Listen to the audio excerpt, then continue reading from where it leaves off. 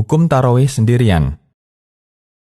Dari Abu Hurairah radhiyallahu anhu, Nabi SAW bersabda, yang artinya, barang siapa melakukan qiyam Ramadan, yaitu beribadah di malam Ramadan, karena iman dan mencari pahala, maka dosa-dosanya yang telah lalu akan diampuni. Hadis riwayat Bukhari dan Muslim.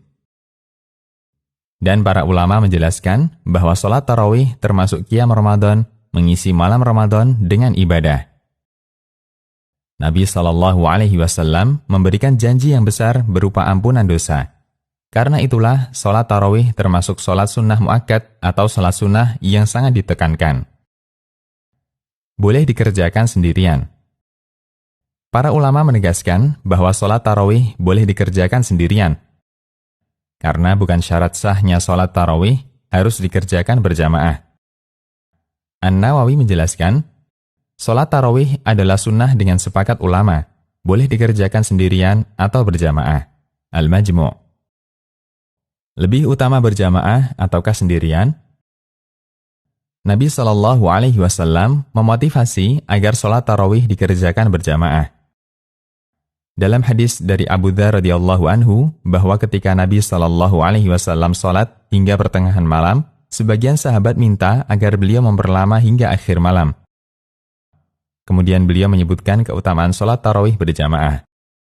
Barang siapa yang sholat tarawih berjamaah bersama imam hingga selesai, maka dia mendapat pahala sholat tahajud semalam suntuk. Hadis riwayat Nasa'i, Ibnu Majah, dan disahihkan Al-Albani.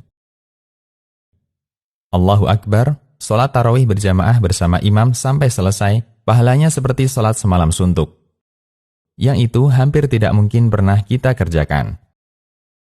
Karena itulah, mayoritas ulama mengatakan, lebih utama mengerjakan sholat tarawih secara berjamaah.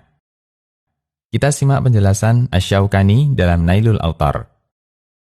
Ulama berbeda pendapat mana yang afdol, sholat tarawih sendirian ataukah berjamaah di masjid. Asy-Syafi'i dan mayoritas ulama madhabnya, Abu Hanifah, Ahmad, sebagian Malikiyah, dan yang lainnya berpendapat yang lebih afdol dikerjakan berjamaah. Sebagaimana yang dikerjakan Umar bin Khattab dan para sahabat radhiyallahu anhum. Dan itu turun-temurun dipraktekkan kaum muslimin, karena termasuk bagian dari syiar yang zahir. Kemudian Asy-Syaukani menyebutkan pendapat kedua.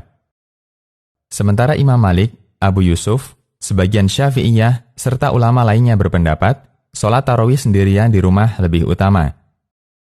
Berdasarkan hadis Nabi SAW, sholat yang paling utama adalah sholat yang dikerjakan seseorang di rumahnya, kecuali sholat wajib. Nailul Awtar. Dan kita bisa menilai pendapat mayoritas ulama lebih kuat dalam hal ini. Mengingat ada motivasi khusus dari Nabi SAW untuk mengerjakannya berjamaah di masjid. Dalam kondisi ini, sendirian lebih utama. Di beberapa tempat di Indonesia, ada masjid yang sholat tarawihnya sangat ngebut. Mungkin karena mengejar target jumlah rakaat yang banyak. Yang unik, di rakaat kedua selalu membaca surat Al-Ikhlas. Ruku', i'tidal, sujud, dan duduk di antara dua sujud sering jadi korban. Karena dikerjakan tidak tumakninah.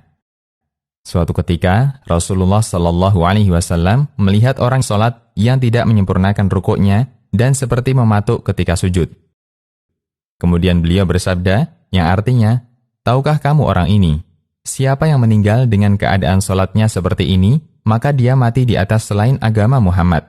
Dia mematuk dalam sholatnya, sebagaimana burung gagak mematuk darah. Hadis riwayat Ibnu Khuzaimah dan dihasankan Al-Albani. Jika Anda menjumpai masjid semacam ini, sebaiknya ditinggalkan, bisa mencari masjid yang lain atau sholat sendiri di rumah. Daripada Anda tarawih dengan model sholat yang sangat tidak berkualitas. Kesimpulan dari keterangan di atas, 1. Sholat tarawih boleh dikerjakan di rumah atau di selain masjid, baik sendirian atau berjamaah bersama keluarga. 2. Jika memungkinkan, sholat tarawih dikerjakan berjamaah bersama imam masjid lebih utama, karena bernilai pahala seperti sholat semalam suntuk. 3. Jika pelaksanaan sholat tarawih di masjid sekitar kita tidak berkualitas, dan tidak ada pilihan masjid lain, maka sebaiknya sholat tarawih di rumah sendirian atau bersama keluarga dengan berusaha menjaga kualitas sholat. Demikian, Allahu a'lam.